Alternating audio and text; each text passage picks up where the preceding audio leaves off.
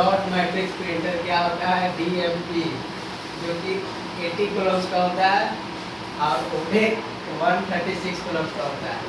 80 columns मतलब 80 characters, 136 characters मतलब pitch